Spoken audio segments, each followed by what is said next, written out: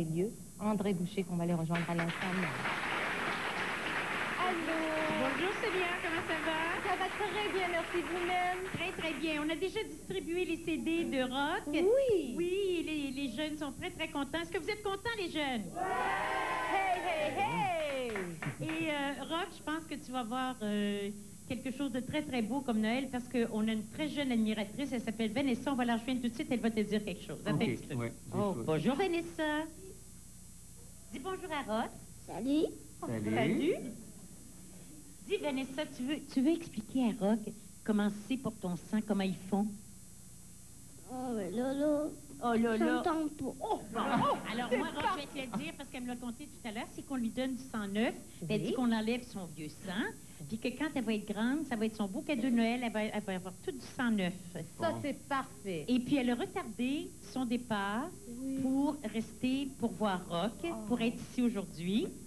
Mais c'est son choix. Elle a retardé son départ. C'est ça, Vanessa, hein? Oui. Oui. Tu dis joyeux Noël à Rock? Non. Non! Elle Je vais te était- le dire elle était quand plus même, fine moi. que ça, tantôt. Ouais, t'es un petit peu gênée. Ouais, non, un C'est petit parfait, peu ça. timide, là. Regarde, Moi, je me Rock te suis- parle.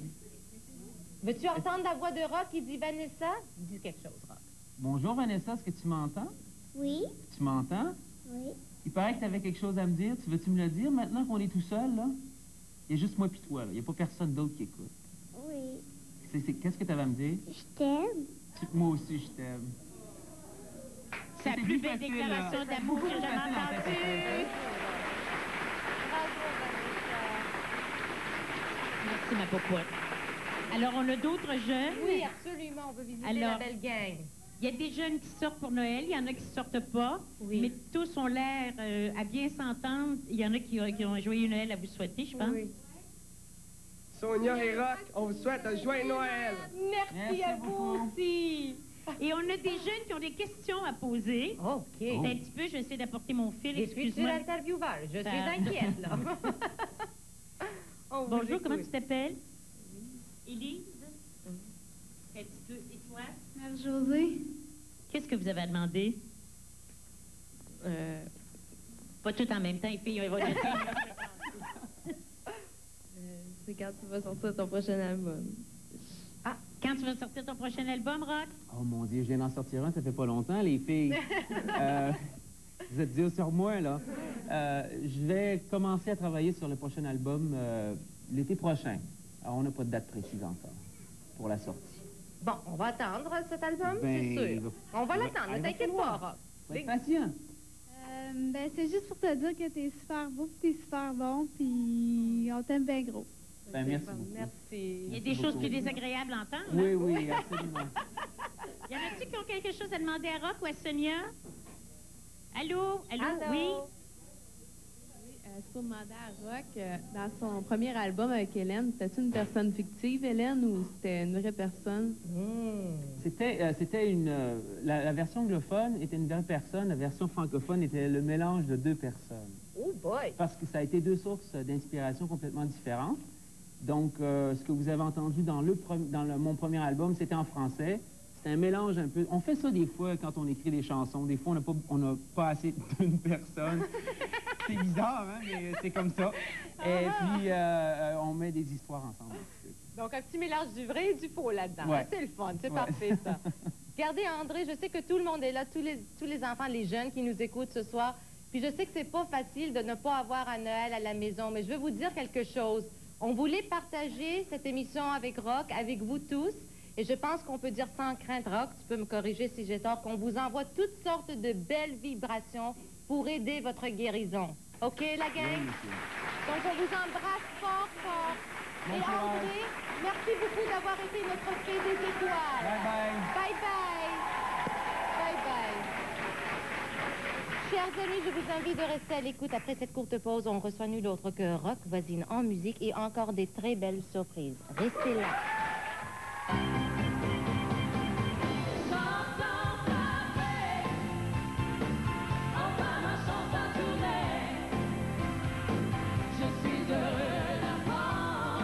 J'adore cette couleur.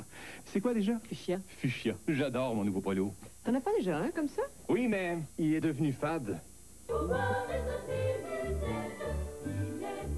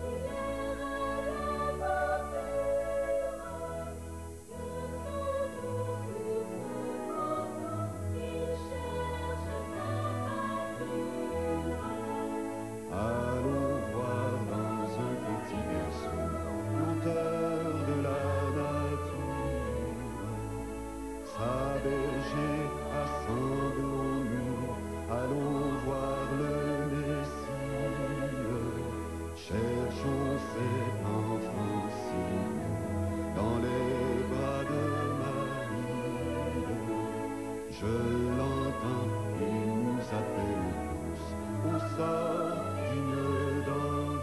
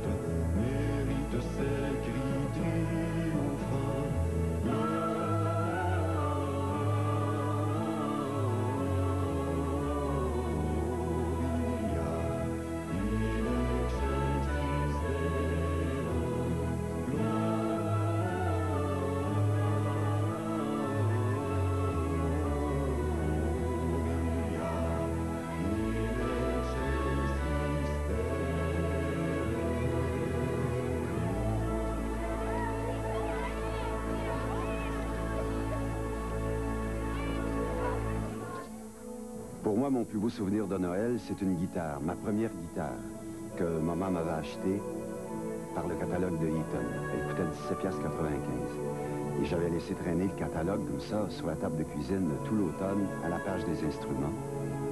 Peut-être que cette guitare me servit un jour à écrire Marie-Noël.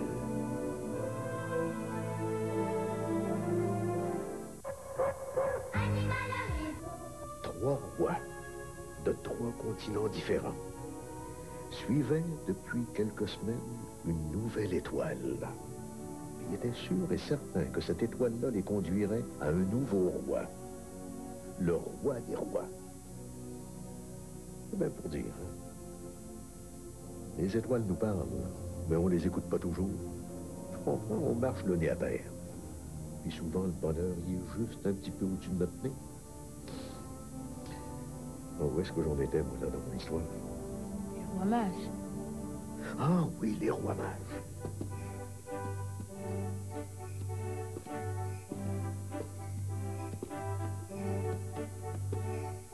Quelle est belle cette histoire de trois rois couverts de gloire qui venaient de l'Orient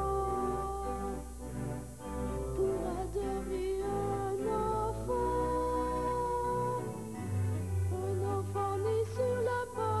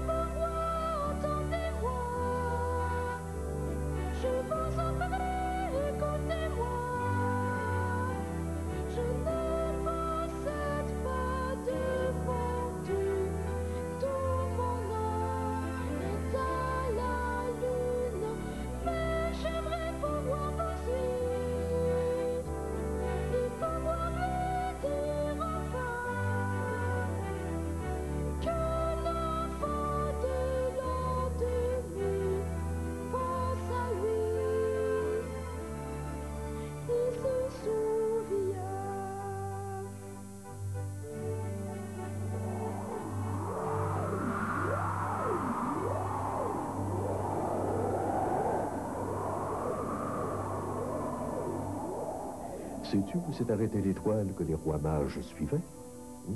Devine. Je sais pas. Juste au-dessus de l'étable où se trouvait Jésus. C'était lui, Jésus, que les rois mages cherchaient. Quand ils l'ont vu, ils l'ont reconnu tout de suite. Ils sont mis à genoux, ils lui ont offert ce qu'ils avaient de plus précieux. De l'or, de l'encens et de la myrrhe. Il lui avait apporté aussi plein d'autres choses.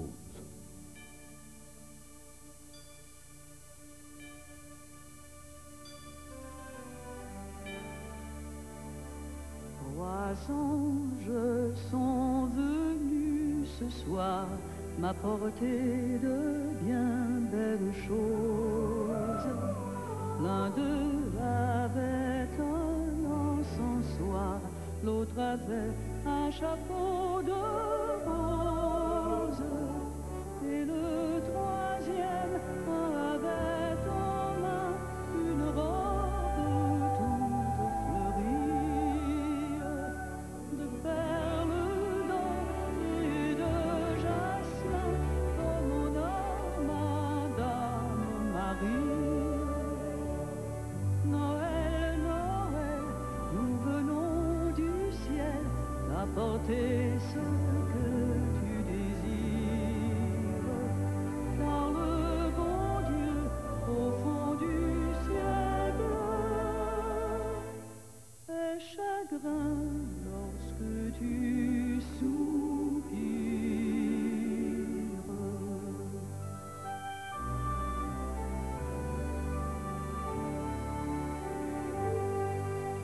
Veux-tu le bel encensoir d'or où la rose éclose en couronne? Veux-tu la robe ou bien encore un collier où l'argent fleuronne? Veux-tu des fruits du paradis ou du blé des célestes granges?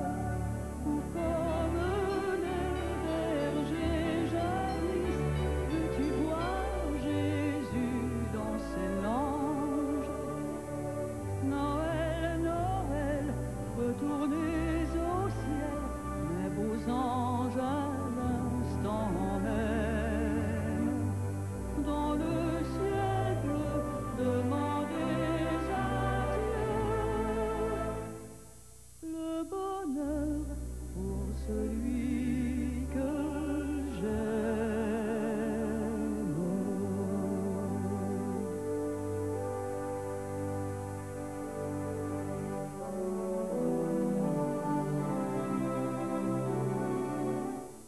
Ça sent Noël dans les boutiques au parfum. Chez nous, vous êtes choyés. Notre personnel est là pour bien vous conseiller. Au parfum, des sourires, des parfums exquis et des emballages gratuits jolis à ravir. Au parfum, la parfumerie où choisir est un plaisir. Ça sent Noël dans les boutiques au parfum. Au parfum, le plus grand choix à voir ici. Des promotions à profusion et des certificats cadeaux qui vous simplifient la vie. Au parfum, Carrefour 3, Rivière-Ouest, Plaza de la Mauricie et Centre les Rivières.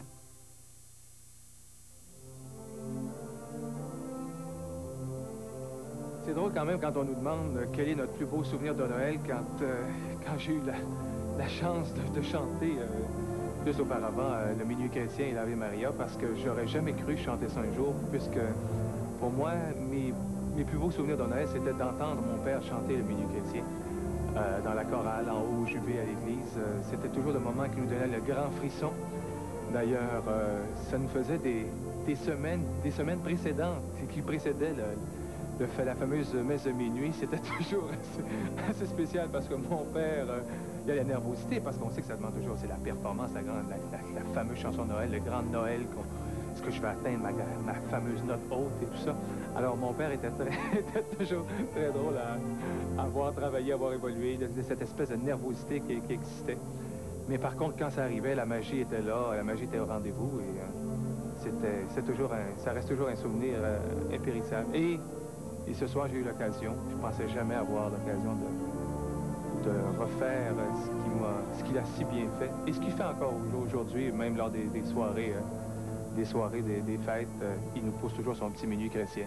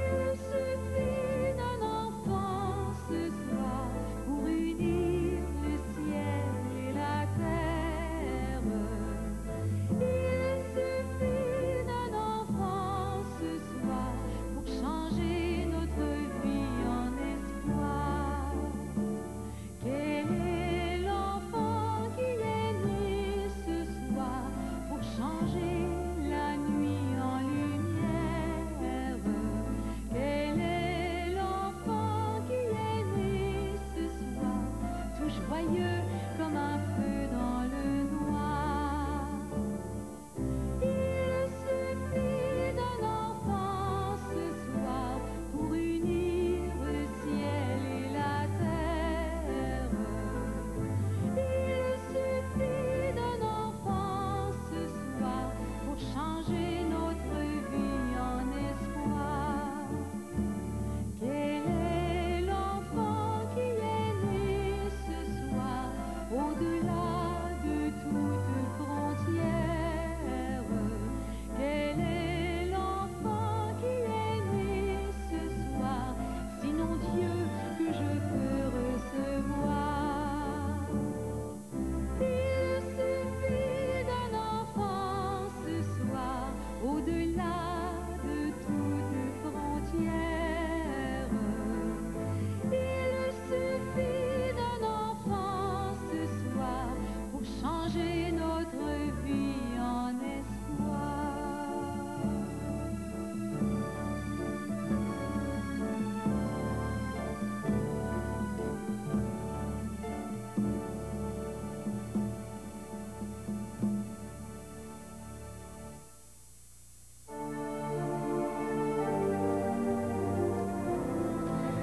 As-tu déjà entendu parler d'un roi qui s'appelait Hérode? Non, c'est un roi mage. Oh mon Dieu, non, c'était pas un roi mage. C'était un roi cruel, jaloux, tellement jaloux que quand il a appris que Jésus était né, Jésus, le roi des rois, le fils de Dieu, il a décidé de le faire tuer. Heureusement, un ange est venu avertir Marie et Joseph, ils ont pu se sauver à temps. Ils ont fui en Égypte. Et là, ben, ils ont vécu en sécurité. Pas pour toute l'éternité, mais pour un bon bout de temps.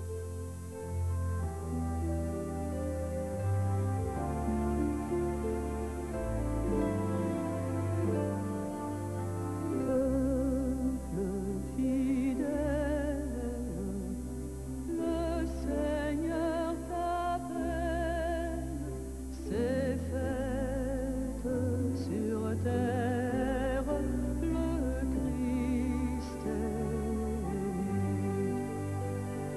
né.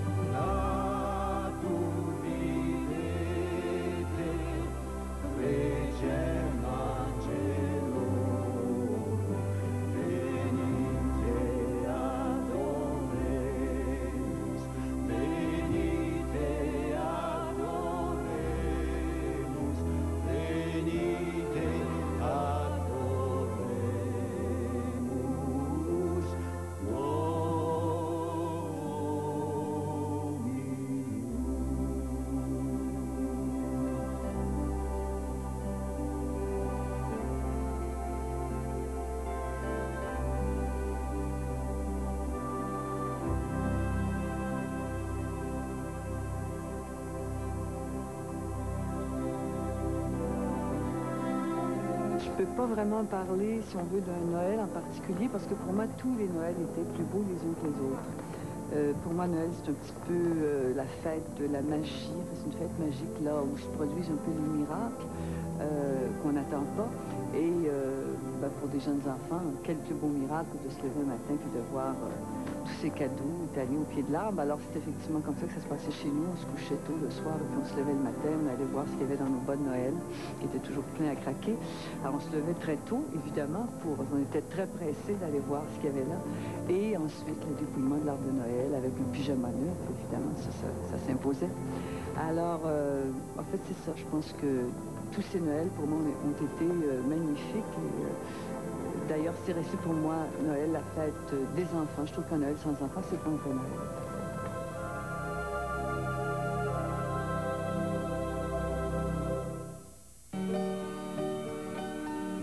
C'est Noël à tous les jours avec un piano Yamaha. Venez voir dès maintenant toute la gamme des pianos Yamaha au Centre de piano et d'orgue mauricien. Maintenant, le seul dépositaire Yamaha en Mauricie, rue Saint-Maurice, Trois-Rivières.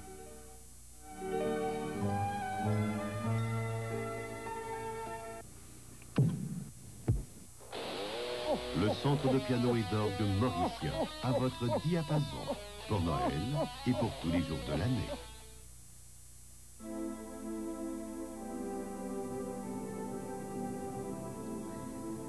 Et c'est depuis ce jour-là, on célèbre la naissance de Jésus. Noël, c'est ça. Le monde entier s'arrête pendant quelques heures pour se rappeler qu'un enfant est venu sur la terre, pour nous aimer, nous aider, nous apporter la lumière. Un enfant, c'est l'espoir, c'est la vie dans ce qu'il y a de plus beau. Noël, c'est toi, mon petit bonhomme. Entre le bœuf et l'âne gris, dors,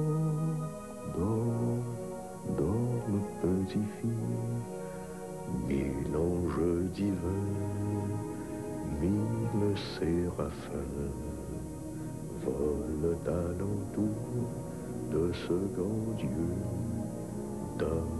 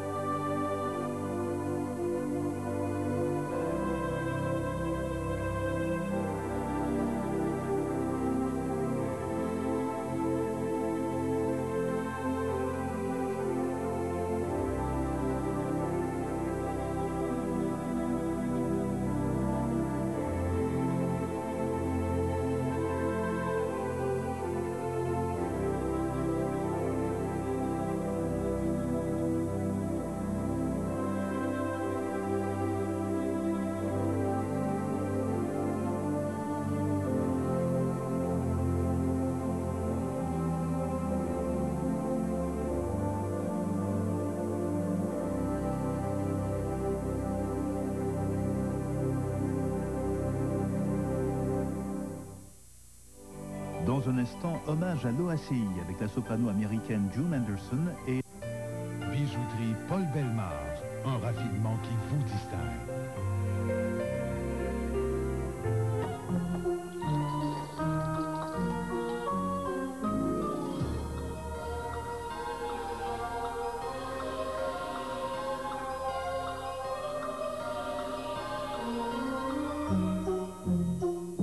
Suivez l'exemple du Père Noël et offrez le Dirt Devil Handvac, un cadeau tout indiqué pour les petits dégâts des fêtes.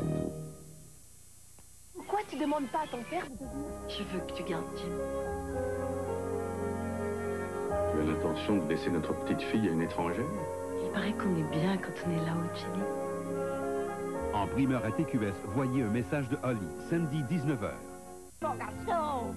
C'est le temps d'exprimer... Oh, c'est capotant! Hey, merci, grand-mère! C'est le temps d'exprimer aux êtres chers toute notre affection et notre amour. À Noël, évitez les mauvaises... Pour rien. C'est la vente fin d'année chez Sans être payé rien avant l'été. Baladeur 19,99. Radio portative 34,99. Téléphone sans fil 48,99. Vidéo ou télécouleur 187,99. Mini chaîne audio 274 $. Jusqu'à 50% de rabais et rien à payer avant l'été. Chez Stéréo Plus. Stéréo Plus à Shawinigan et Trois-Rivières-Ouest. Louez une de nos luxueuses limousines et rendez mémorable un baptême ou un mariage. Et vous, gens d'affaires, SL Limousine est un compagnon parfait pour votre travail. Peu importe votre destination au Québec. Efficace et impressionnant, le service de SL Limousine est accessible 24 heures par jour. Et comme idée cadeau, il n'y a rien de plus original. Informez-vous sur notre forfait Limousine Restaurant. SL Limousine de Grand-Mère, 533-4214. 533-4214. Explique la présence du secrétaire général. Cet organisme, nous sommes fiers d'en être les hôtes permanents et Montréal a voulu donc saluer cette institution et son cinquantenaire.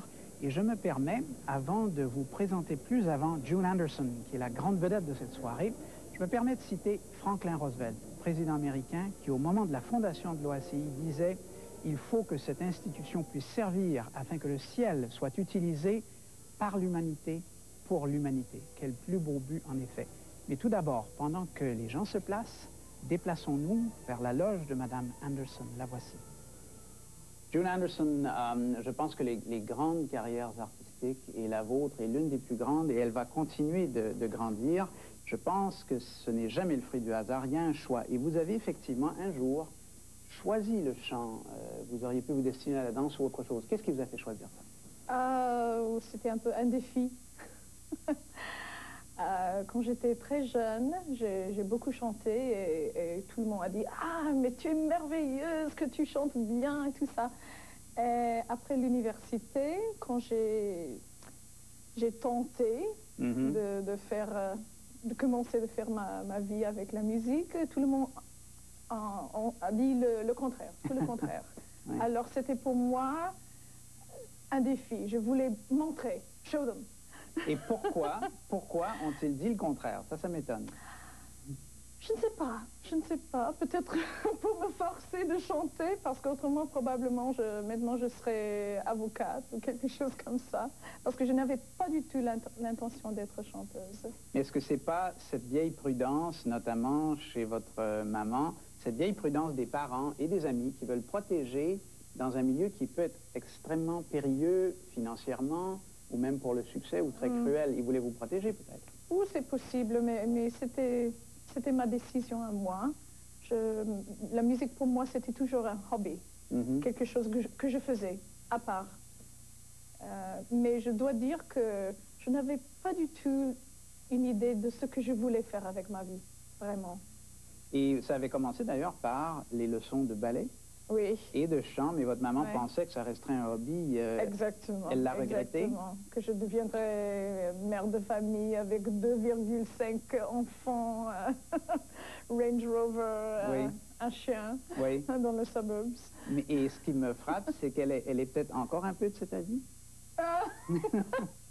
Oui, peut-être. Mais maintenant que au Metropolitan Opera à New York, avant ça, la Scala, Covent Garden, tous ces autres théâtres, c'était rien. Et quand, effectivement, vous preniez ces décisions-là, vous dites que c'était un défi, vous étiez jeune femme, aviez-vous idée quand même de la compétition qu'il y a là-dedans, de la cruauté des critiques, de la fragilité de la voix humaine, de tout ce qui vous attendait? Pas du tout. J'étais tout à fait naïve. À vrai dire, j'ai dit, je vais tenter je vais essayer de faire ma carrière en musique, et si ça ne marche pas, en 2 ans, je vais recommencer mes études pour devenir avocate. Alors, j'avais l'idée de devenir célèbre en 2 ans. Et ça, c'était vraiment très, très naïf. Et qu'est-ce qui s'est passé? Vous avez eu des rencontres clés, et vous avez fait la New York City, et vous avez fait effectivement la Scala, vous avez connu Pavarotti. Quelles sont les grandes étapes? Oui, ce sont tous des grandes étapes, mais tous sont venus beaucoup plus tard. Beaucoup, beaucoup. Ma carrière est venue très, très lentement. C'est comme l'histoire du lapin et le tortue. Oui, moi, le je lièvre, suis tout à fait tortue. Mais la tortue gagne. Tortue têtue. Et c'est la tortue qui gagne dans la fable. Oui, à la fin, oui. Et justement, je parlais de la cruauté de la critique et la fragilité de la voix humaine. Je vous dis ça parce qu'en rencontrant à l'occasion des chanteurs, ils m'ont dit que c'est très ingrat. Tous les métiers artistiques sont ingrats, on peut avoir une mauvaise critique. Mais ils me disaient, quand on fait du théâtre, on peut interpréter un peu le texte. Mais nous, si on rate une note, ou si on ne la donne pas comme le critique l'entend, on peut manquer de bookings pendant 2 années après, si on tombe mal. Est-ce que c'est vrai? Est-ce que c'est si dur que ça? C'est la carrière de chaque personne, comme on regarde. Et aussi la musicalité, ça c'est la base de tout. Même si quelqu'un n'a pas beaucoup d'expérience, on voit tout de suite si quelqu'un a beaucoup de talent. Et au fond, c'est le talent qu'on respecte.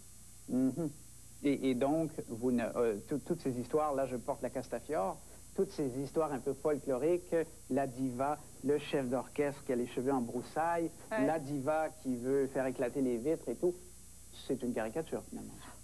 Ça existe, autrement ça n'aura pas devenu une caricature. Oui. Mais je peux parler seulement de moi. Et pour moi, c'est le talent que je respecte. Moi, même si quelqu'un n'a pas beaucoup d'expérience, un de mes chefs préférés, c'est quelqu'un que j'ai découvert il y a quelques années en Italie. Et j'ai vu tout de suite qu'il était un chef de première qualité. Et même si moi, j'étais beaucoup plus célèbre que lui, j'ai vu qu'il était mon égal. Et avez-vous remarqué une espèce d'industrialisation un peu de votre art, et est-ce que ça vous désole? Je sais que je rencontre à l'occasion des chanteurs d'opéra qui me disent ben moi j'étais dans une petite compagnie en Autriche et puis j'ai pas percé, j'ai pas eu mon contrat de disque. C'est un gros business. Est-ce que c'est lourd à porter? C'est un grand business, c'est vrai. Et c'est pas maintenant c'est pas le moment le plus magique dans l'histoire de l'opéra, mais comme toute chose ça va changer. Peut-être pas dans mon temps, mais Et trouvez-vous qu'il y a parfois, et chez ceux qui nous regardent, ils vont se poser la question, l'attirail opératique, justement, sans jeu de mots, théâtral de l'opéra, est-il l'ami ou l'ennemi de la musique? Et par cela, je veux dire, les intrigues du 19e siècle des grands opéras, les énormes décors, les maquillages égyptiens qu'il faut se mettre à l'occasion, c'est bon pour la musique ou ça nuit à la musique? Parce que moi, je connais des opéraman qui ne veulent écouter que le disque. Ah, pour moi, l'opéra, c'est au moins moitié, c'est le théâtre. Alors pour moi, le disque, ça c'est très bien, mais c'est seulement la moitié. La musique, c'est seulement la moitié, et c'est le spectacle. L'opéra, c'est pas seulement un concert, c'est pas une symphonie, on peut très très bien apprécier avec le disque seulement. Mais une opéra, moi, il faut que je la regarde. Et arrive-t-il à l'occasion que vous sentiez chez vous, quand vous êtes là sur scène, il est vrai qu'un spectacle vif, un spectacle en direct, c'est jamais comme un disque qu'on a pu refaire à loisir, vous prenez un risque. Est-ce qu'il vous arrive à l'occasion de dire, tiens, là, je vais essayer ça, je vais essayer ça. Est-ce que vous jouez avec vous-même, avec votre talent pour le pousser plus loin? Ah oui, il faut tout le temps, mais c'est dangereux si on fait la télé en direct de décider, bon, je vais essayer ce soir, ça. Alors, il faut essayer dans les répétitions. C'est pour ça que les répétitions sont tellement, tellement importantes. Parce qu'on essaie, on essaie de changer, on essaie d'améliorer, on essaie de grow. De croître. De croître, oui. Et les aînés, je crois, dans tous les métiers artistiques, il y a des mentors, et ceux qui nous regardent sont tous, je pense, des admirateurs, qu'ils soient admirateurs de l'opéra ou pas, du personnage, en tout cas, de Luciano Pavarotti, qui a chanté à Notre-Dame, qui a donné des concerts inoubliables. Et il a été votre mentor. Vous pouvez m'en parler? Oui, il est presque le responsable pour mon premier contrat au Metropolitan Opera. Et vous l'avez rencontré là-bas? Oui, je l'ai rencontré en Italie. On était dans le même série de concerts.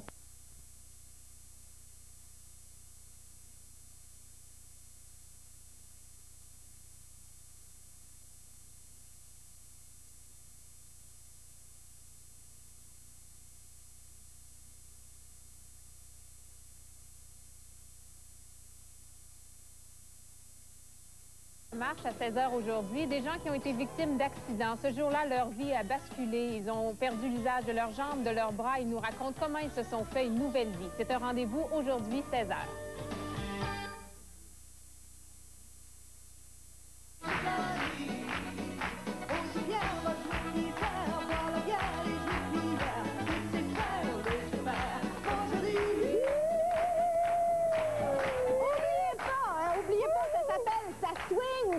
Ça swing, il n'y en a qu'un seul. Ça swing au bout. Ça swing pas juste dans le temps de Noël, là, ça swing tout le temps. Ouais, ben toi, t'aimes ça, Noël. Ben moi, j'adore ça. Mais Lise... Qui c'est qu'aime pas Noël? Ben attends, justement, Lise Dion, elle aime ça, Noël. J'aime ça. Bonjour! Bonjour. Juste passe-moi tes lunettes. J'ai oublié les miennes. T'as oublié Pierre? J'ai oublié les miennes. Bon, regarde, j'en ai bien besoin, hein? Bonjour tout le monde, bonjour. Ça va-tu marcher? Oui, ça marche. Ben oui, regarde. Bon. C'est sûr, Daniel, que je peux pas haïr complètement, Edith, les fêtes, hein, parce que ça serait trop méchant de ma part. Mais il y a une affaire qui me tape ses nerfs, c'est qu'ils nous mettent trop de bonheur dans l'ambiance, tu trouves pas? Ah non, nous autres, on a commencé au mois de septembre, pas chez nous. Puis ici, tu commences juste au mois de novembre. Ben c'est ça, mais moi, j'étais passée l'Halloween en Gaspésie avec les enfants. Je suis revenue, la voisine avait mis des lumières de Noël dans ma citrouille, tu sais. Ça n'a pas le bon sens. Puis là, quand ça fait 2 mois que t'entends partout, au bureau, dans les magasins, dans ton char, le « Oh, nuit de paix, cette nuit... » Wow! Oh, oh, oh, Père Noël! Wow! Wow! Il n'y a rien à faire jusqu'au 15 décembre, lui. Il n'est pas supposé faire des jouets, lui. Hein? Ça n'a pas de bon sens. On le voit à partir après l'Halloween. Ça n'a pas de bon sens. Ce que j'haïs aussi pendant le temps des fêtes, c'est les parties de bureau. Ça, c'est une vraie farce. Là, nous autres, Louise, la fille qui travaille avec moi, là, elle profite du party pour nous faire une démonstration de bijoux. Comprends-tu? Elle a même réussi à se faire percer les gencives. Il faut le faire. Hein? Elle parle pas à perle. À perle.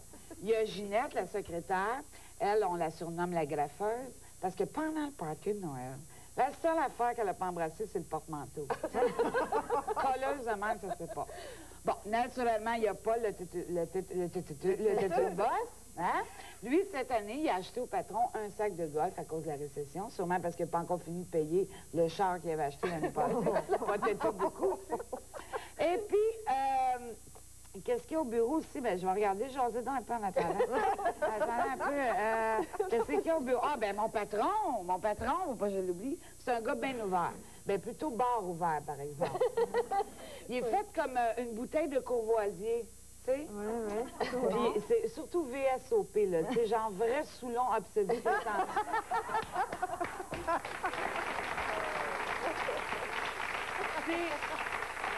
C'est exactement le genre d'homme que tu laisses dans ta cave à vin. Tu ne le sors pas, là, tu sais. Bon, là, après ça, il y a les parties de famille. L'année passée, c'était l'enfer.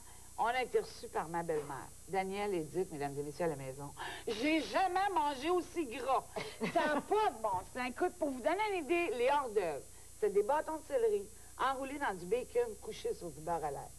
Ah, ça n'a pas de bon sens. C'est bon, belle-maman, c'est bon, mais m'en prendre juste ça, m'entendre le ragoût, tu sais, le ragoût. Moi puis Marcel, là, on a pris tout de suite une pilule de nitro, on s'est dit, ça passera jamais les artères. Ça passera jamais, comprends-tu? Là, elle a décidé de nous faire un dessert exotique.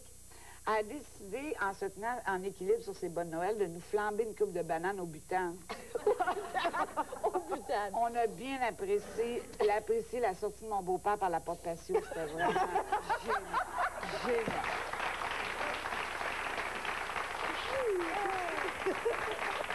Tout le monde était là. Bon, il y avait Serge, mon frère, avec sa femme Linda, alias Tia Maria. Elle passe tellement de temps elle passe tellement d'heures dans la cabine à bronzage qu'elle a un tatou Général Électrique dans le dos. Il y a Clovis, mon cousin, lui, il roule CR. Ben, CR, il roule CD aussi.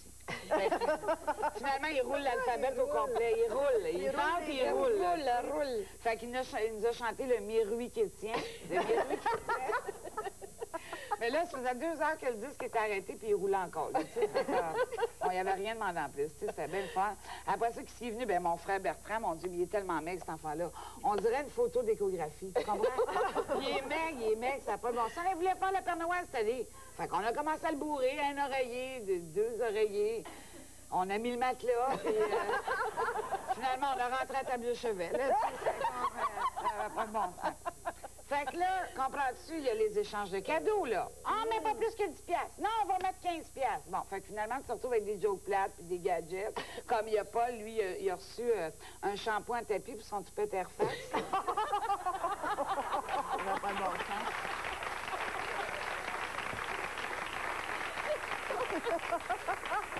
Bon.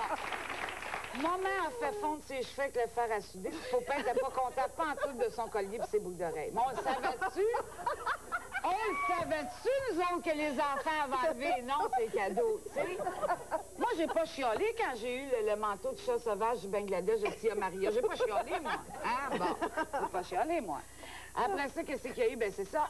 Ensuite, Pépère nous a fait une démonstration d'Alzheimer, fait qu'il a mis le feu au sous-sol. Fait qu'on s'est retrouvés toutes devant la cafétéria de l'hôpital, puis on vendait des lotos-pompiers. Qu'est-ce que tu veux? Ça, on n'avait pas le choix. Tout le monde était brûlé. Ah, ça n'avait pas d'allure. Mais il y a une affaire que j'aime dans le temps des fêtes. Quoi?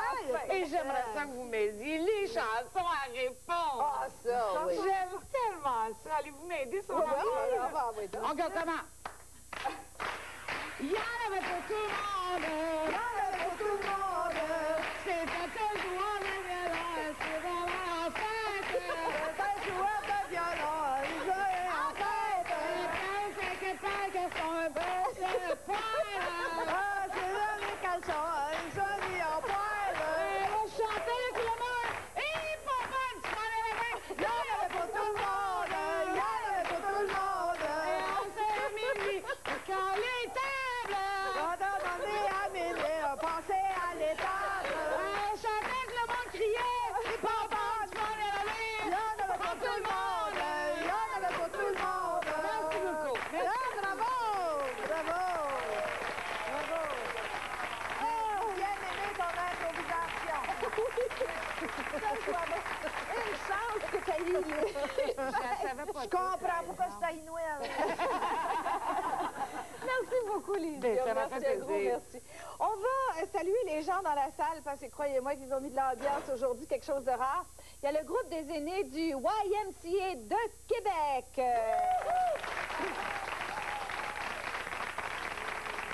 Bien sûr, vous les voyez, il y a la troupe Blaise Bonvent qui vous invite à assister à son nouveau spectacle de Noël intitulé Joyeux Noël. Ça va se passer samedi le 18-12-93. Ben oui, 18-12-93 à l'auditorium du séminaire Saint-Augustin de Cap-Rouge à 19h30. Et nous avons également, puis là, regardez-le, j'ai assez... Il va avoir chaud, lui. C'est l'opération Nez Rouge, je vous le rappelle, et nous en avons la mascotte. Je vous rappelle que vous pouvez utiliser le service de conducteur-accompagnateur jusqu'au 31 décembre dans 57 régions du Québec. Dans la région, si vous appelez de Montréal, pardon, dans la région de Montréal, 514-849-1011,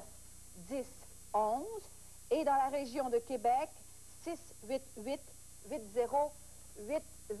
On revient.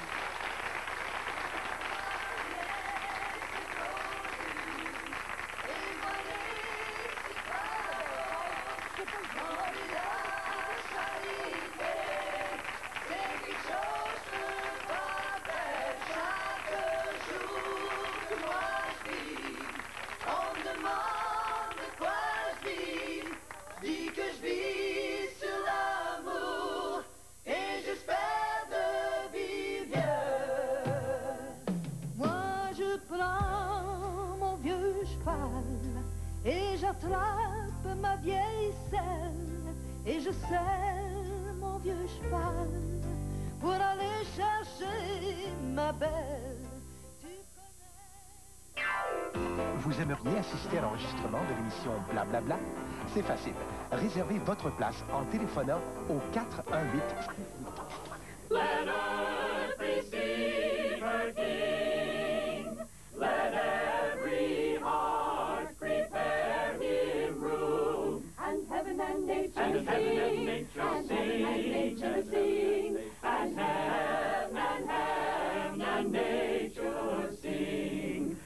toast au farmer. Vous allez nous manquer ou je ne m'appelle plus Otis Berry de Redbud. Au farmer! Merci. Je voudrais proposer un toast, si je peux. Je ne suis pas un grand sentimental, mais il y a quelque chose que j'aimerais vous dire. C'est très difficile pour Elisabeth et moi de vous dire adieu. Redbud occupera toujours une immense place dans nos cœurs. Et je sais que vous manifesterez au nouveau propriétaire, quel qu'il soit, les mêmes sentiments que vous nous avez manifestés. Et qu'eux aussi vont s'attacher définitivement à cette ville, à cette maison et à vous tous, gentils amis. Exactement comme nous l'avons fait. Mes amis, comme on dit par ici, Redbudien un jour, Redbudien toujours. Je lève donc mon verre, mes amis, à Redbud. À Redbud. Eh bien, je retourne au boulot. Merci, Andy. Au revoir, Otis. Warren Smith. Warren Smith. Bob Connor. Bob Connor. Connie Caliber. Connie Caliber. Bill Bunyan. Benton.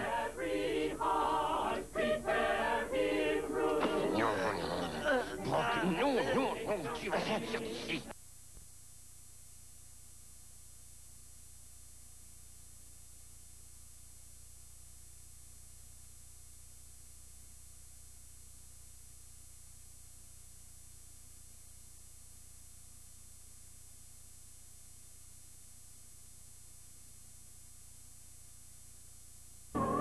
Satisfaire.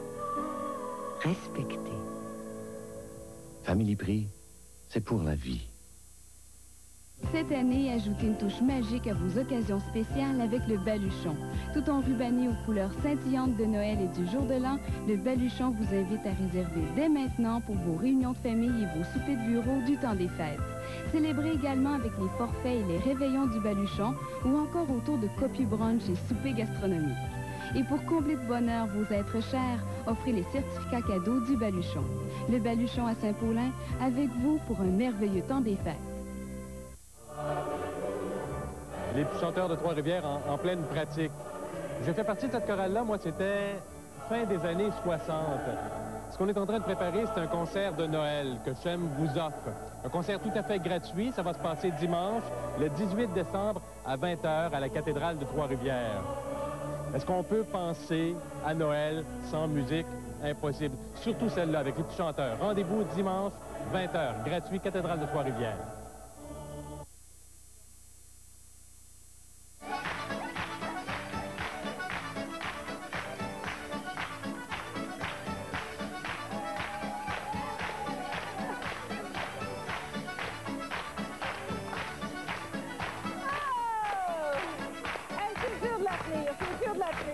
Je vous le rappelle, hein, ça s'appelle... Ça swing!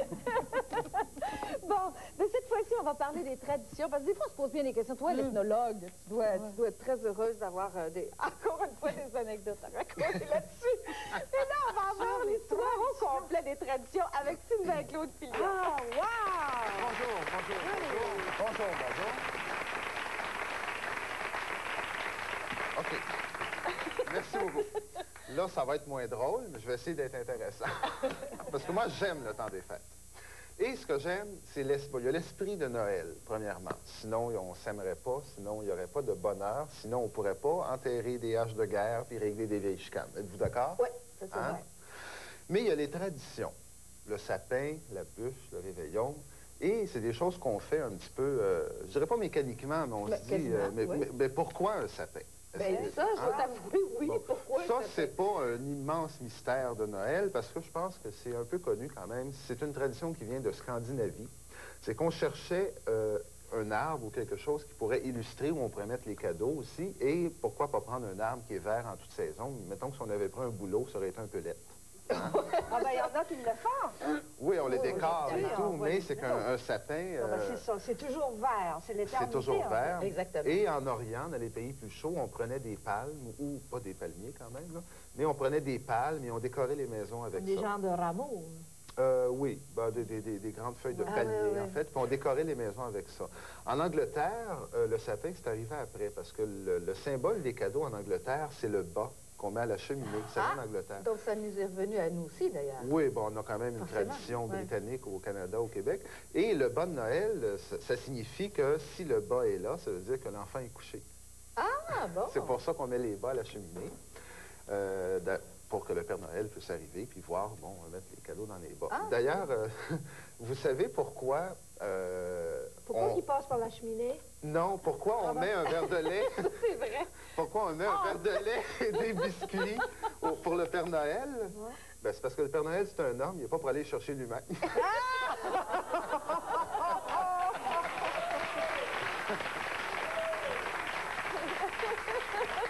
C'est peut-être vrai.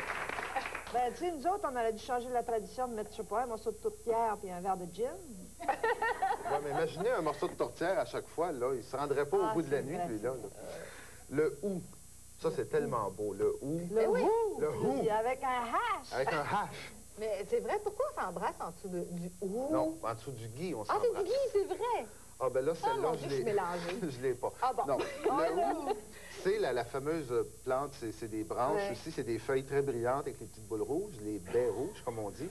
Et avant d'être un symbole de Noël, c'était surtout un symbole de joie et de célébration. Parce qu'on regarde ça, je ne sais pas si... On en trouve maintenant dans plusieurs fleuristes des branches naturelles. C'est pas parce qu'on est habitué, on a Ouais, grandi c'est avec des branches en plastique. Ça a une vitalité qui défie l'hiver, cet arbrisseau-là, qui pousse très lentement un peu partout, Europe, Asie, dans les Amériques.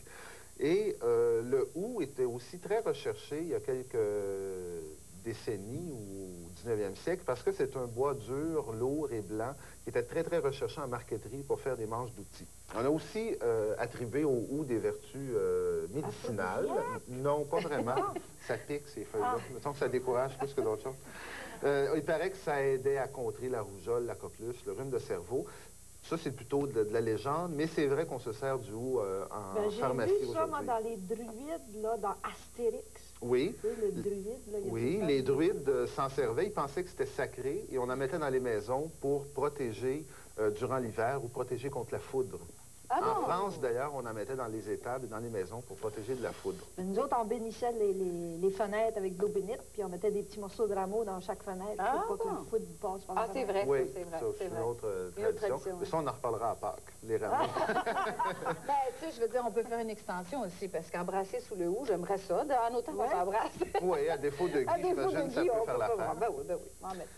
Les Romains, c'est un symbole de joie dès le début de l'ère chrétienne, le hou. Les Romains s'en servaient aussi on en donnait des guirlandes aux jeunes mariés.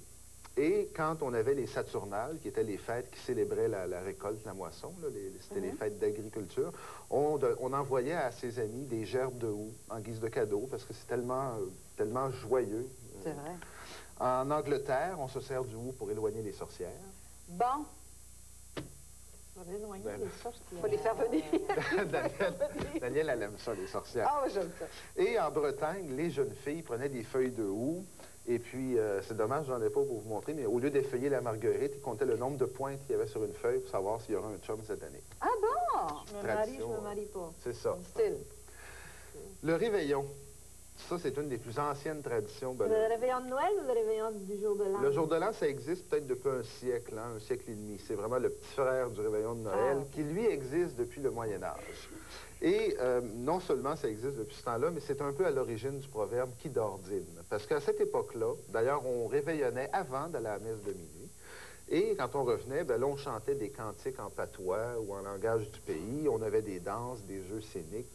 Et comme on ne dort pas, ben, à un moment donné, il fallait manger, on avait faim. Alors, quand on ne dort pas, on dîne.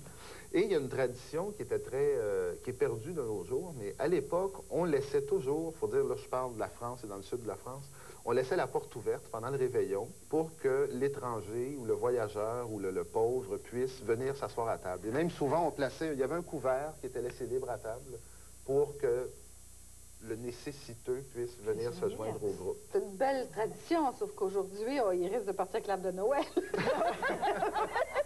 Non, mais on pourrait peut-être le faire, mais en gardant la porte fermée. Oui, de nos jours. Maintenant, qu'est-ce qui couronne toujours un vrai repas de réveillon? C'est la bûche. Oui. Et pourquoi mange-t-on la Ben bûche? oui, une bûche, finalement. Tu sais, ça aurait pu être, je sais pas, moi, un arbre, des fleurs, je sais pas, une bûche. Bon. Une bûche. Ben, un arbre, une bûche. Mais oui, mais c'est On n'est pas loin. Hein. C'est que, ça c'est français aussi, c'est européen, principalement français, c'est que la veille de Noël, on avait réservé avant Noël une grosse bûche qu'on gardait dans un endroit très sec pour qu'elle flambe beaucoup. Et la veille de Noël, on la plaçait dans le foyer et on demandait aux plus jeunes enfants de la maison de réciter une prière sous la dictée du Père qui demandait de protéger la maison, d'aider les gens dans le besoin, les voyageurs, de protéger les marins en mer. On était très généreux dans ce temps-là. Aujourd'hui, les cadeaux de Noël, c'est juste la famille des amis. Mais on demandait de protéger un peu tout le monde. C'était une prière comme annuelle et veiller sur nous pour l'année. Et là, on versait du vin sur la bûche. Et là, ça crépitait. C'était comme le symbole. Ça devait sentir bon en plus. Oui. Ouais. Et en Provence, on prenait un vieux tronc d'olivier parce que la tradition là-bas était... Tranquillement, au lieu de gaspiller le vin sur la bûche dans le feu du foyer, ils ont décidé d'en faire une qu'ils pouvaient manger? Peut-être, sauf que je ne vous conseille pas de l'arroser de vin. Mais la flambée au rhum? Au rhum, quelque chose comme ça, oui. Alors, la bûche était censée durer toute la nuit. C'est pour ça qu'on en prenait une très grosse, très vieille. Et pour terminer, il y a une chose qui est plate avec Noël. C'est ceux qui sont nés là, le 24 ou le 25 ou le 26. Oui, ça c'est vrai. Hein? Parce que là, c'est rare qu'ils vont avoir deux fois plus de cadeaux. C'est vrai. Hein? Les deux enfants à Trudeau. Ben oui, c'est vrai. C'est vrai. Il y en a deux en plus. Justin, puis je sais pas quoi. Justin, Sacha, je pense que c'est Noël aussi. Ouais. Mais je ne sais pas s'ils ont deux fois plus de cadeaux, parce que souvent, ils disent on va donner un petit peu plus gros. Là. Moi, je suis né près de Pâques, hein, mon gâteau était souvent en forme de coco. Parce qu'on ne devrait pas les fêter à Noël, parce que la Saint-Noël, c'est le 27 juillet. Ah bon? C'est pas le 25, c'est le 27. On fête deux fois. Parce qu'il y a un Saint-Noël dans le calendrier chrétien, en tout cas, et Sainte-Noël, c'est le 21 juillet. Bon, ben écoutez, je vais m'endormir un peu moins bête, en sachant, en établissant un degré. C'est peut-être pour ça qu'on fête Noël en juillet, d'ailleurs. Et je te remercie, Sylvain-Claude Quillion. Je t'en prie.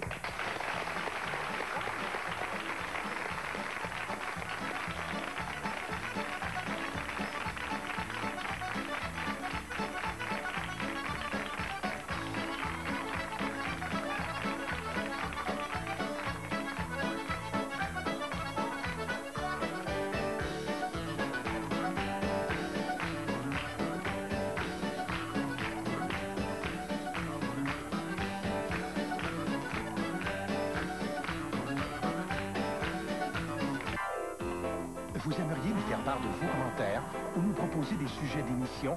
Écrivez-nous à l'émission Blablabla, case postale 2202, Québec, Québec, G1K7N8. Vos commentaires sont importants pour nous.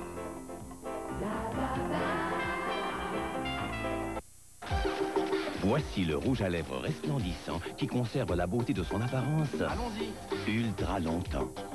CoverGirl présente le rouge à lèvres Ultracolor. Je l'adore. Avec sa formule spéciale à la vitamine E, il s'applique facilement et une couche de finition intégrée aide votre couleur à rester fraîche ultra longtemps.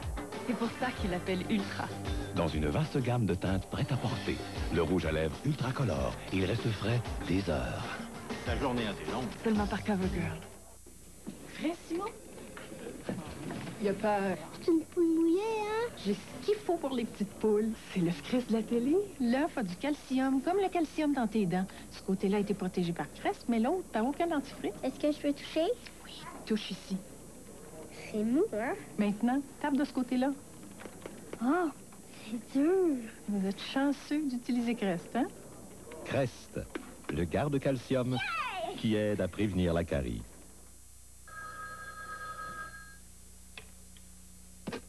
Allô? Ça y est, papa, j'ai mon assurance. C'est Patrick, il vient de prendre une assurance vie. Félicitations, mon gars. Tu devrais faire pareil. Oh, à mon âge, c'est sûrement trop tard. Mais papa, les Bédards sont plus âgés que vous autres et ils viennent de prendre une assurance vie avec Norwich Union. C'est vrai? Avec ma haute pression, je suis sûr qu'on va me refuser. Il faut sûrement subir un examen médical? Pas du tout. Le régime garanti d'assurance vie est spécialement conçu pour les gens âgés de 50 à 75 ans. On serait plus tranquille si on laissait un peu d'argent. Je vais prendre le numéro en note. Norwich Union. Oui, Norwich Union sait qu'il est important d'avoir une assurance vie, de laisser un peu d'argent à ses proches. Le régime garanti d'assurance vie de Norwich Union vous couvre à peu de frais, sans examen médical, ni question sur votre santé. Vous êtes automatiquement accepté, c'est garanti dans votre documentation. Choisissez la protection que vous voulez. Selon votre âge, elle peut atteindre 25 000 $. En cas de mort accidentelle, votre capital assuré triple et peut aller jusqu'à 75 000 $. Vous pouvez être assuré à compter de 20 $ par mois et vos primes n'augmenteront jamais. De plus, vous pouvez nommer le bénéficiaire de votre choix, votre conjoint, vos enfants ou toute autre personne qui vous est chère. Composez sans frais ce numéro pour obtenir gratuitement votre documentation de souscription personnelle. N'oubliez pas, il n'y a aucune obligation de votre part et aucun représentant n'ira chez vous. Si vous avez entre 50 et 75 ans, vous êtes accepté automatiquement, sans examen médical ni question sur votre santé. Composez dès maintenant le 1-800-567-1567. Notre téléphoniste attend votre appel. 1-800-567-1567. Demandez notre téléphoniste 613. Je répète, notre téléphoniste 613.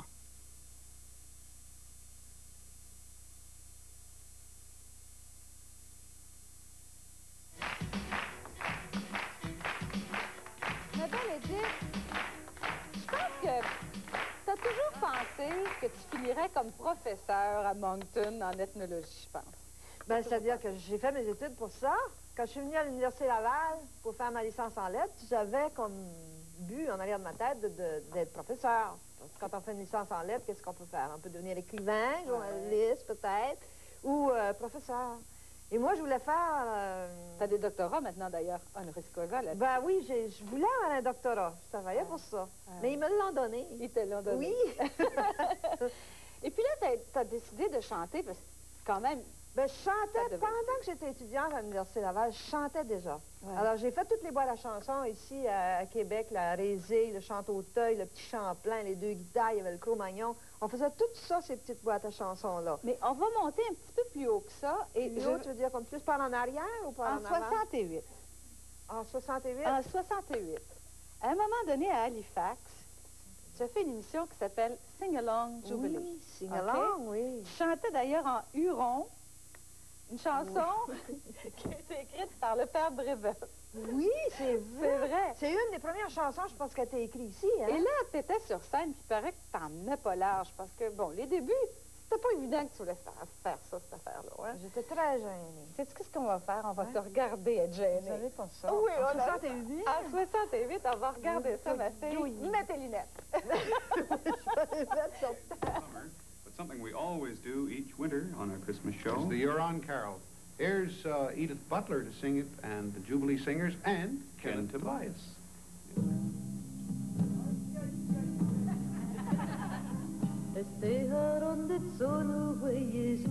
8h du matin à 8h du soir. Donc, de 8h à 20h, ils seront ouverts samedi et dimanche aussi, de 9h à 15h30. Et la semaine prochaine, ils seront ouverts aussi de 8h à 8h pour accommoder des gens à faible revenu, mais qui travaillent et qui ne veulent pas perdre, on les comprend, une autre journée de travail.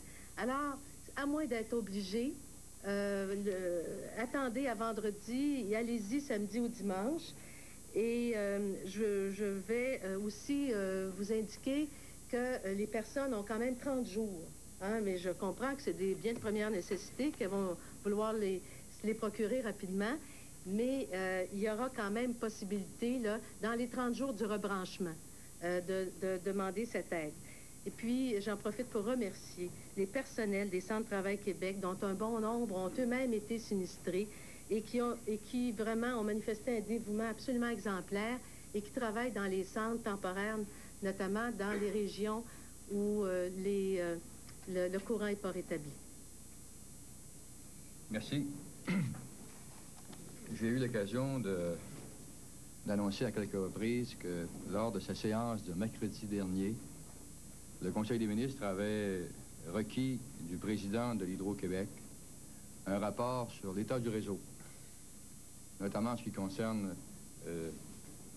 sa sécurité d'approvisionnement, les moyens de garantir davantage un accès à l'alimentation pour les gens qui sont des abonnés et de proposer les mesures appropriées, le cas échéant, pour remédier à ce qui aurait été perçu comme modification à apporter. Nous avons Monsieur le ministre Chevrette a reçu aujourd'hui ce rapport du président de Hydro-Québec. Il l'a déposé au Conseil des ministres aujourd'hui. Le Conseil a pris connaissance de ce rapport, je dirais longuement, a entendu M. Caillé l'expliciter, en faire une description. Et je voudrais et nous avons décidé aussi de le rendre public, ce rapport. Ce rapport, je ne sais pas s'il est déjà distribué, mais il sera incessamment rendu public. Et je voudrais d'abord demander à M. Caillé de nous en faire ici une présentation. Merci, M. Bouchard. Alors, en résumé, ce rapport au niveau des constats, il montre évidemment que les pannes, on a subi des pannes majeures, que ces pannes ont été de longue durée, voire de très longue durée, ce qui a créé des situations très critiques, tant au niveau de la sécurité publique, qu'également au niveau du ralentissement de certaines activités économiques, communautaires, sociales et autres, voire des situations critiques pour d'autres services considérés essentiels dans une société comme la nôtre, que sont les services hospitaliers, les services de santé, de même que les services d'approvisionnement en eau, et j'en passe. Tout cela, bien sûr, dû à un phénomène climatique considéré comme exceptionnel, la fréquence d'un tel verglas étant estimée par les spécialistes à 1 fois par 150 ans. Un événement exceptionnel, mais qui s'ajoute, comme je l'ai déjà dit, je crois, à 3 autres événements exceptionnels au cours de la dernière période de 24 mois, à savoir les inondations au Saguenay, le verglas de Joliette l'année dernière, le verglas au Labrador, moins connu celui-là, de novembre dernier, incidemment qui avait fait perdre l'alimentation, le lien entre les installations de Churchill Falls et le réseau d'Hydro-Québec. Il y a 2 choses qui me frappent au niveau des conséquences des derniers événements, de ces événements-là. Premièrement, c'est que les pannes ne sont pas de la même durée pour tous. C'est-à-dire que le rétablissement du service n'est pas le même selon que l'on habite dans une région ou que l'on habite dans une autre. Hein, on le voit assez clairement avec l'exemple de la Montérégie, puis on l'a vu également avec l'exemple de l'Outaouais. La deuxième chose qui me frappe, puis que je pense qu'on doit donner toutes les considérations possibles, donner beaucoup de considérations, c'est le centre-ville de Montréal. On a dû rationner, enfin, inviter les gens à diminuer leur consommation. Quand on parle du centre-ville de Montréal, vous le savez, on parle d'établissements industriels, commerciaux, et édifices à bureaux. On a dû leur demander de restreindre, volontairement, mais de restreindre quand même leurs activités. J'en profite immédiatement, j'ouvre une parenthèse pour les remercier encore une fois tous. Alors, après un événement comme celui-là, il y a des choses, il y a des questions qui se posent, c'est évident, et puis il y a des conclusions qu'on doit tirer. La première, c'est que les verglas, c'est quelque chose de réel, de possible, et qu'il y a peu de choses, sinon rien, que l'on puisse faire pour éviter le phénomène climatique lui-même. Du moins pas à court terme, selon les spécialistes, à moins qu'on ne change nos habitudes en ce qui concerne la consommation énergétique. Deuxièmement, la question qui se pose, c'est qu'est-ce qu'on peut faire pour éviter, pour atténuer, le meilleur mot, c'est pour atténuer les conséquences. Partant de là, quand on a rédigé le rapport, on s'est établi des objectifs. Premièrement, on s'est dit, on voudrait que dans certaines régions, je les renommais pas, vous le savez déjà, on voudrait que les délais soient 2 fois plus courts, c'est-à-dire comme ailleurs, et certainement, on voudrait protéger mieux l'alimentation, assurer mieux l'alimentation du centre-ville de Montréal. Et tout ça, bien entendu, pour l'hiver prochain. Tout le monde comprendra, je pense, qu'il n'y a pas de mesure qu'on peut prendre, à part de remettre en état notre réseau présentement, il n'y a pas de mesure qu'on peut prendre pour qu'il y ait un impact, un effet favorable face à un verglas qui se produirait dans 1 mois ou 2, Il n'y a pas de mesure qu'on peut prendre pour changer notre réseau avec une échéance aussi courte. Mais on se dit, au moins, on devrait y arriver l'année prochaine. Quant aux recommandations, elles sont de 3 ordres et je vais vous les montrer à l'écran à l'instant. Premièrement, c'est le bouclage des réseaux. Deuxièmement, c'est l'amélioration de la robustesse du réseau. Et finalement, plus d'interconnexion, une augmentation de notre capacité à importer de l'électricité des producteurs voisins. Commençons par le bouclage du réseau.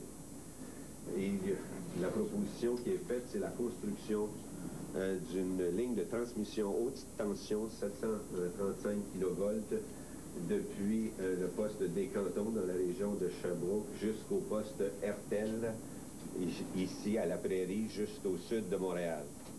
Quel est l'effet? Quel serait l'effet sur le réseau d'un tel bouclage? Quand on parle de boucle, on parle de cette boucle. Quand on parle de la boucle montérégienne, elle a en commun, elle a un côté ici en commun avec la boucle, le fameux Pentagone, qui entoure Montréal, toujours à 735 000 volts. Alors, ce qui serait arrivé la semaine dernière, enfin, il y a plus de 2 semaines maintenant, c'est qu'à Saint-Césaire, le poste à partir duquel nous alimentons la Montérégie aurait pu être alimenté de 2 manières, de ce côté ainsi que de ce côté. Par opposition au réseau actuel que vous ne voyez pas à l'écran, mais qui relie Boucherville, c'est-à-dire ici, à cet endroit à Saint-Césaire. Un réseau en antenne, un réseau cul-de-sac, un réseau qui, si on le perd, on perd l'alimentation de Saint-Césaire au complet. Il n'y a pas 2 options, il n'y a qu'une seule option dans l'état où se trouvait le réseau pour alimenter le poste de Saint-Césaire. Et quand on perd tout, évidemment, on le voit au niveau de la transmission, ça dure plus longtemps. Dans l'hypothèse où on aurait gardé une ou l'autre des 2 alimentations, on ne serait pas en Montérégie dans la situation où nous sommes présentement et on aurait atteint là-bas, comme ailleurs, 99% de raccordement. Deuxième recommandation que je vous ai dite, je vais la traiter tout de suite au fur et à mesure, amélioration de la robustesse de nos réseaux de transmission. Il s'agit d'installer des pylônes qui ne tombent pas, des pylônes beaucoup plus solides. Hein? On l'a vu lors du verglas, qu'il y a des pylônes tubulaires ou des pylônes haubanés. Ceux-là prennent plus d'espace au sol par voie à l'évidence. Ne tombent pas ou tombent beaucoup moins. Dans le cas des pylônes tubulaires, il n'y en a aucun qui est tombé. Alors, si on place ces pylônes qu'on appelle des pylônes d'arrêt dans notre jargon, une fois à tous les 5 ou à tous les 10 pylônes, eh bien, c'est pas, il ne peut plus y avoir cet effet de destruction en cascade, en série, comme ça nous est arrivé du reste ici, entre Boucherville et Saint-Césaire. Alors, avec l'ensemble de ces moyens, avec ces moyens-là, hein, l'amélioration de la robustesse, de même que le bouclage, on pense qu'ici, on arriverait à créer des conditions qu'advenant un verglas, le même verglas, les gens de la Montérégie auraient subi une panne, hein, possiblement subi des pannes, mais ça n'aurait pas eu de conséquences plus graves qu'ailleurs. Je vous rappelle que l'objectif qu'on s'était fixé dans la préparation du rapport, c'est d'atténuer les conséquences sur la clientèle. Deuxième boucle, la boucle ici à Montréal. C'est là qui consisterait à augmenter, de faire passer une ligne de 120 kV ici à 315 kV, kilovolts. Elle est située, cette ligne de 120 kV existe entre nos postes Atwater à ce point-ci et Aqueduc à ce point-ci. De sorte que ça nous permettrait d'amener plus d'électricité, plus de puissance en pointe au centre-ville de Montréal et ça aurait évité de nous amener à la situation qu'on a connue, là, à savoir demander aux gens de ne pas ouvrir leurs portes de 6 h à 9 h le matin, de même que de 4 h à 7 h le soir. Alors voilà pourquoi nous faisons cette recommandation.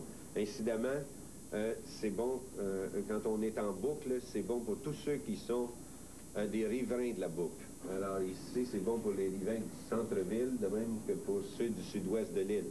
C'est bon pour tout le monde, parce que ça peut aller dans un sens ou dans l'autre. Même chose est vraie ici, quand on parle de la boucle montérégienne. C'est bien sûr que ça va améliorer beaucoup la situation, je l'ai déjà dit, pour les habitants de la Montérégie, mais ça améliorerait également la situation pour les gens de Montréal. Souvenez-vous que l'alimentation ici du centre-ville et du sud-ouest ne se faisait qu'à partir d'Artel pendant un certain nombre de jours. Tous les jours qu'on a mis à rétablir sur des lignes des transports à haute tension ici qui n'apparaissent pas, là, depuis Beauharnois jusqu'à Aqueduc. Hein, ces lignes qu'on a mis sous tension après une opération héliportée. Il y a eu quand même un bon nombre de jours, conditions climatiques, etc., là, qui nous empêchaient d'y aller, de sorte qu'on est obligé de maintenir une demande de restriction sur le centre-ville de Montréal. La dernière de ces trois boucles, on l'appelle la boucle outaouaise. Alors, la boucle outaouaise, c'est un lien entre Saint-Jovite, en termes de vocabulaire à Hydro-Québec, c'est le Grand Brûlé, jusqu'à Hall, dans la région de l'Outaouais. Alors, s'il y avait eu cette...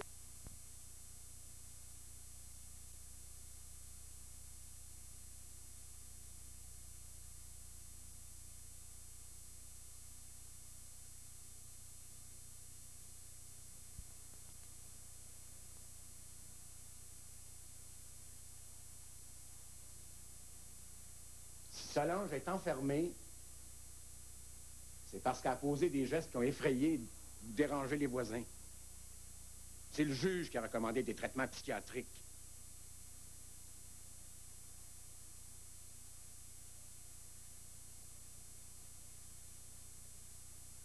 Je l'aime et je tiens mon amour.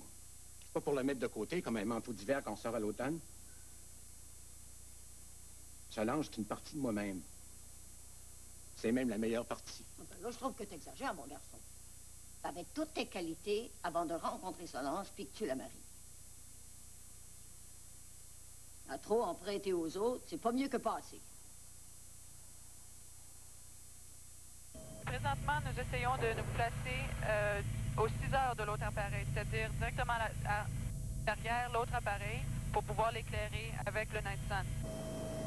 Regardez bien cette image captée par la caméra infrarouge de l'hélicoptère qui montre une manœuvre bien réussie. L'officier qu'on a mis pour piloter l'hélicoptère en bas, est-ce que c'est quelqu'un d'expérimenté? Ah oui, Capitaine Daniel Cadieux, ça fait plusieurs années qu'il pilote des hélicoptères et il y a beaucoup d'heures de vol. C'est quelqu'un qui connaît vraiment qu'est-ce qu'il fait. Mais il n'est pas facile pour les travailleurs d'Hydro de faire mouche à tous les coups. Capitaine Spider, est-ce que vous êtes en contact avec le pilote qui est en bas, là? Oui. Il donne des directives à vous?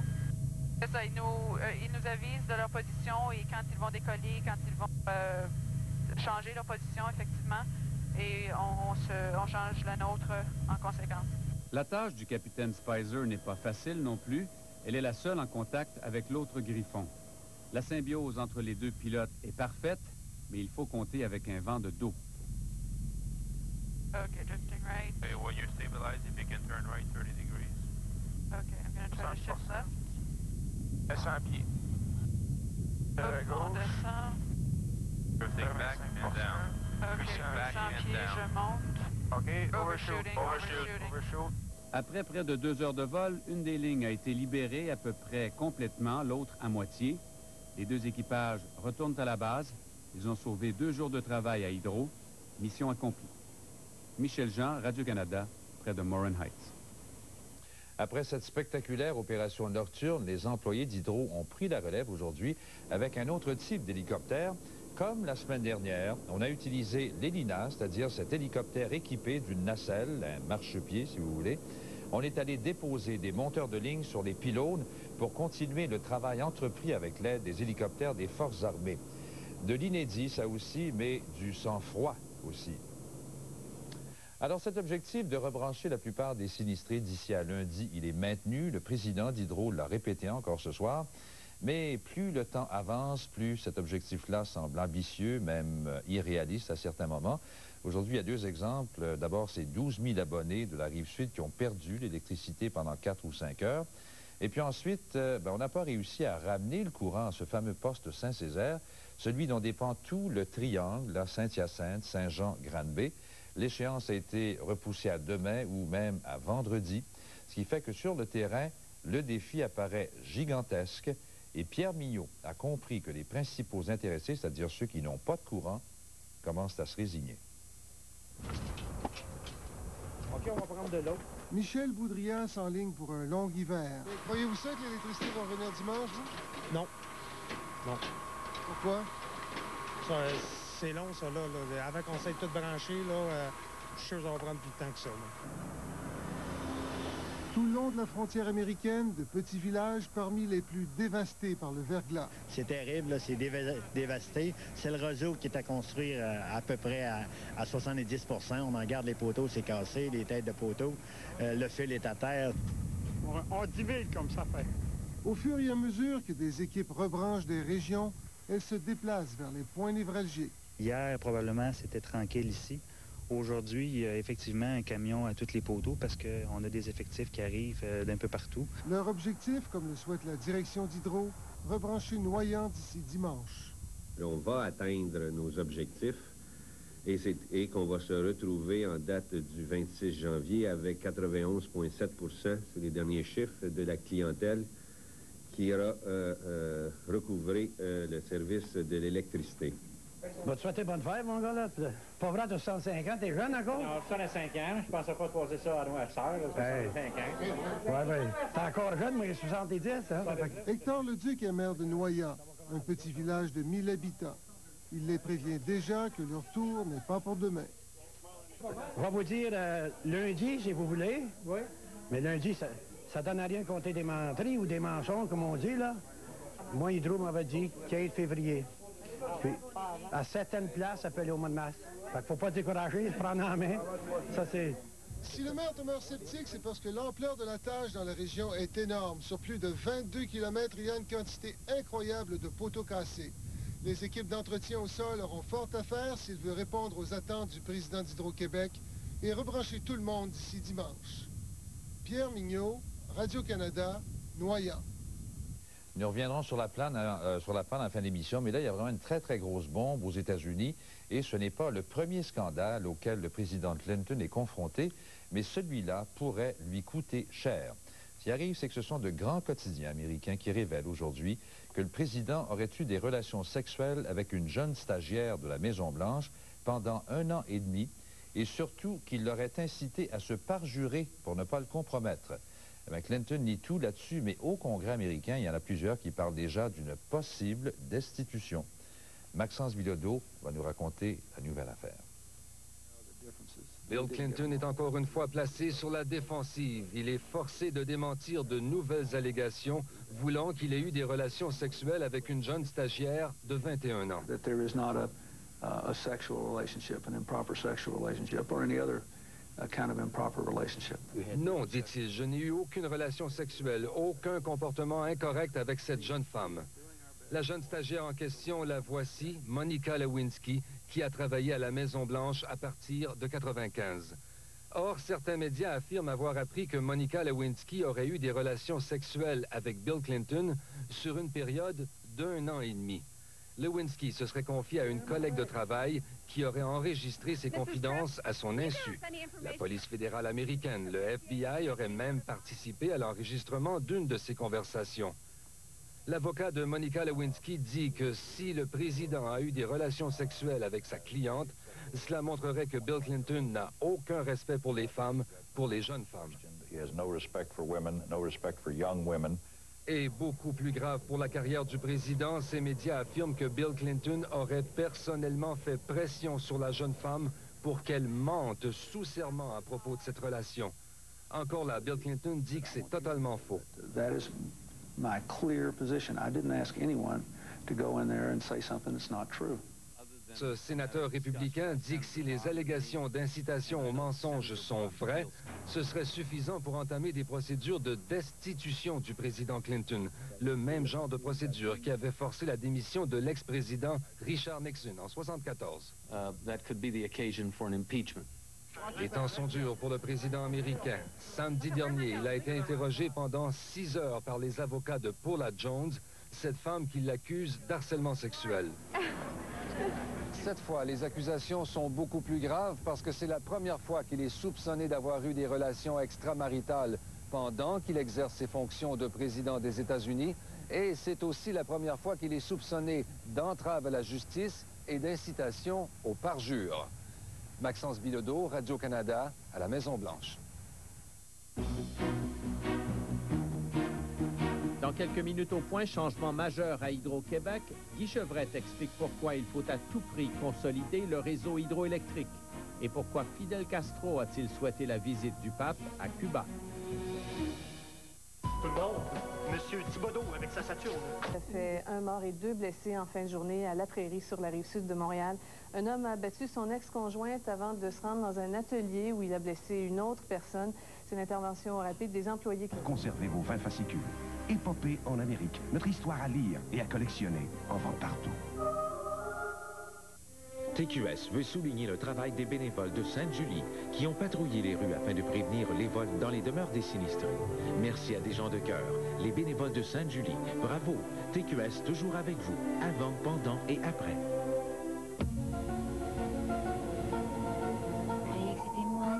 Venir nous aider, c'est lui qui a reçu la balle. L'employé a été transporté à l'hôpital. Ses blessures ne seraient pas... Castro, une rencontre entre deux des grands leaders idéologiques de la planète, entre l'Église et la Révolution, chacun avec son message. Jean-Michel Leprince est à La Havane. Le pape est arrivé à l'aéroport José Martí de La Havane, visiblement faible et fatigué. Il a été reçu au bas de l'avion par le chef cubain Fidel Castro et tous les évêques cubains. Incapable de s'incliner pour baiser la terre de Cuba, elle lui a été portée dans un panier par des enfants. Le pape a été accueilli en chef d'État, avec hymnes nationaux et coups de canon. Dans son discours, Fidel Castro a comparé l'asphyxie totale de l'embargo américain contre Cuba au martyre des chrétiens dans la Rome antique.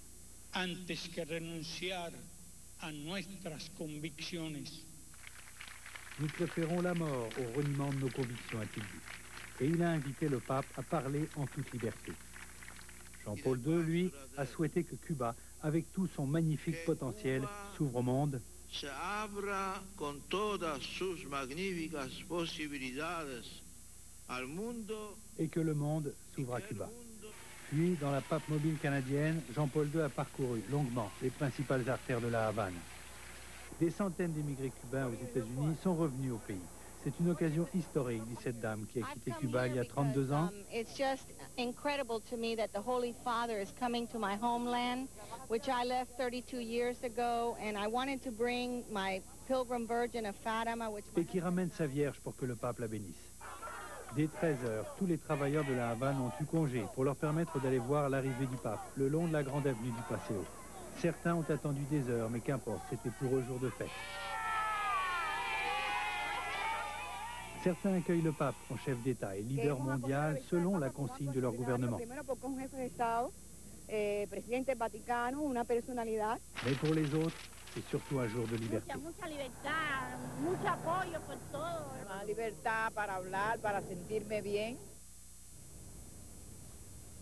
Avant d'arriver à La Havane dans l'avion, le pape a dit aux journalistes qui l'accompagnaient ceci, et je le cite mot à mot: « Mes meilleurs vœux et mes prières pour que ce pays, Cuba, puisse offrir à chacun un climat de liberté, de confiance mutuelle, de justice sociale et de paix durable. » Vous pouvez donc être sûr que ceci, le pape le redira.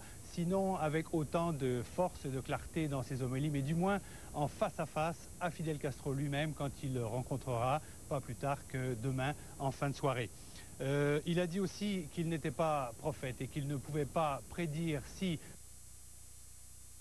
changement démocratique que ces voyages en Pologne à l'époque. Mais tout ça pour vous dire que le pape Jean-Paul II est très conscient de la situation exacte ici à Cuba. Bon, Jean-Michel, une chose, Castro et le pape ont leurs oppositions, ils ont leurs similitudes, mais au début de ce voyage, est-ce qu'il y a quand même un message commun entre les deux? Oui, il y a des convergences. D'abord, il y a un très grand respect visible de Fidel Castro pour le pape Jean-Paul II. Et dans son discours de bienvenue au pape, Fidel Castro a fait l'éloge de ce pape qui se fait le défenseur des pauvres, qui combat l'injustice sociale apportée par le capitalisme à outrance, et ça lui plaît beaucoup. Et surtout, une chose sur laquelle Fidel Castro peut être rassuré tout de suite, c'est la question de l'embargo américain. Dans le même avion, Jean-Paul II a dit aux journalistes qu'il avait l'intention de dire aux Américains qu'il fallait lever l'embargo, y mettre un terme, absolument. Ça va plaire à Fidel Castro au plus haut point. Merci beaucoup, Jean-Michel. On vous retrouvera demain en compagnie du pape Jean-Paul II. Merci beaucoup.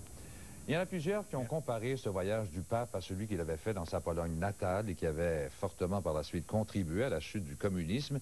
Mais voilà, Cuba n'est pas la Pologne. Il y a à peine 40% des Cubains qui sont baptisés. On ne compte plus que 260 prêtres pour une population qui est à peu près le double de celle du Québec. Julie Miville-Dechaine va nous décrire l'état de la vie religieuse après 40 ans d'un régime qui s'est longtemps dit athée. Les Cubains ont beau ne pas être pratiquants, ils n'ont jamais cessé de se faire baptiser. Dans la paroisse de Corpus Christi, le père Bettencourt est débordé. La sœur Ostigui lui prête main forte en distribuant les drapeaux à l'effigie papale. À Cuba, depuis 51 ans, elle a longtemps été harcelée par le régime communiste. On nous faisait passer par le local des polices pour nous dire que nous ne pouvions pas continuer telle activité. Et puis, on sait que dans toutes nos églises, il y a ce qu'on appelle une formalité. Étonnamment franche, Jeanne Ostigui n'hésite pas à dénoncer le fait que la moitié des dons charitables n'arrivent jamais à destination. Le gouvernement le garde. Et médicaments? Médicaments, aliments. Mais à la faveur de la visite papale, une trêve s'est installée. Un espace qui permet aux jeunes catholiques de répandre ouvertement leur foi dans Romerillo, un des quartiers les plus pauvres de la Havane. Les efforts d'évangélisation dans ces quartiers pauvres durent depuis des années. Mais auparavant, ils se faisaient souvent la peur au ventre et sans beaucoup de succès. Lydia Hidalgo dit qu'avant, les jeunes avaient peur de faire du porte-à-porte. Elle-même dit avoir commencé à croire en Dieu à 19 ans, provoquant la colère de son père communiste. Mais les familles ici, même si elles se saisissent des photos du pape, restent sur leur garde. Je crois ce que je vois, dit cette mère. Personne ne nous a dit que la visite du pape changera quelque chose, dit cette autre femme. Scepticisme, prudence d'un peuple qui a perdu l'habitude de s'exprimer librement, de se plaindre de ses conditions de vie. Non, évidemment, il y a un rapport avec les régimes, mais bon, je préfère ne pas répondre à ces questions, c'est un peu délicat. À Romerillo, les enfants s'amuseront un temps avec les affiches, pendant que leurs parents, eux, recommenceront à se préoccuper de leur subsistance. Julie Miville-Dechaine, Radio-Canada, La Havane. Je vous souligne brièvement que le dollar canadien est boiteux. Il a perdu presque 1/5 de cent américain encore pour clôturer à 7 centièmes de son plus bas plancher jamais atteint. 2 pour 1 sur verre et monture, obtenez un deuxième look gratuitement. Changez de style à volonté ou mieux, faites-en profiter la personne de votre choix. Dr Jacques Cyr et Marie-Claude Lafontaine, optométristes, une vision différente. Évidemment, les longues vues, there was none. There were no binoculars. Il y avait même pas de longue vue pour pouvoir voir à distance s'il y avait un problème ou pas. Is that true that there were more survivors in first class than in third class? Percentage-wise, yes, there were more survivors in first class than third class. Il y a eu, côté pourcentage, il y a eu plus de survivants en première classe qu'en troisième classe, oui. C'est vrai. Why? How come? Because the first class passengers were on higher decks and because they were given priority having paid more for their tickets than third class below. Aye, aye, aye. Wow. Parce que les gens en première classe ont payé plus cher leur ticket, puis ils étaient aussi au premier étage du bateau, au premier deck, donc ça a été plus facile, mais aussi parce qu'ils avaient payé leur billet plus cher. On va parler avec, en direct de Chicago avec une survivante du Titanic. Dave, could you introduce us to Eleanor Johnson Schumann? Who is she? What's happened? Can you resume a little bit what's happened to her? What happened to her, yeah, if you can resume that for us would be great. Eleanor Johnson was almost 2 years old when her mother and brother brought her onto the Titanic. They had booked third-class passage to return to the United States after visiting relatives in Europe. Donc, il y avait les deux enfants avec leur mère qui étaient à bord du bateau et le père était aux États-Unis.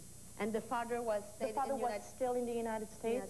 That's Where correct. was the father? That's correct? The father had been ill at the time and could not make the trip, so he remained in the United Le père est States. resté aux États-Unis parce qu'il était malade. Donc il n'était pas sur le Titanic. Le père est resté aux États-Unis. Donc, il y avait la mère, le frère et les deux enfants sur le Titanic. Et c'est à cette dame-là qui s'appelle Eleanor Johnson Schumann qu'on va parler en direct de Chicago. We're going to talk. Hello, Mrs. Schumann. Hello, Mrs. Schumann. Yes. How do you do? I'm Celine Dion. It's wonderful to talk to you tonight. Thank you. Mrs. Schumann, can you talk to us? How did you survive the Titanic? Well, the dining room steward came and rapped on the door and told us to follow him up to the deck where the boats were. We followed the steward up to the with the boat deck where the lifeboats were. And when we got up there, we were put into the lifeboat. Is it true that you were on the last boat, on the last lifeboat? That's true. Mrs. Schumann, hold on a second, we will translate. Alors, Madame Schumann était sur le dernier bateau, le dernier bateau de sauvetage qui est monté sur le... Elle a pu monter grâce au steward qui est allé les chercher dans leur chambre. Elle a pu monter avec sa mère et son frère sur le dernier bateau de sauvetage du Titanic. Did you see the movie, Mrs. Schumann? Yes, I have, twice. Okay. What did you think of it? I thought it was wonderful. Did it bring back old memories for you? Yes, it did. What was the part that you remember most? Getting into the lifeboat and being lowered. Elle dit qu'elle se rappelle énormément de... Parce que c'est difficile, elle était tellement petite. Elle avait 2 ans, je pense, Madame Schumann. Ce qu'elle se rappelle, c'est d'avoir été sauvée, d'avoir embarqué sur le bateau de sauvetage. Et elle se rappelle beaucoup de ce moment-là. Mrs. Schumann, thank you very much. We appreciate a lot that you share your experience with us. And I know that you sent us some cookies from... and she sent... Elle nous a envoyé des petits biscuits à Dave. Yes, ces biscuits sont un cadeau de Eleanor Schumann. Thank you very much, It was wonderful to talk with you tonight. I'm Celine, and I'm just very, very touched to talk with you.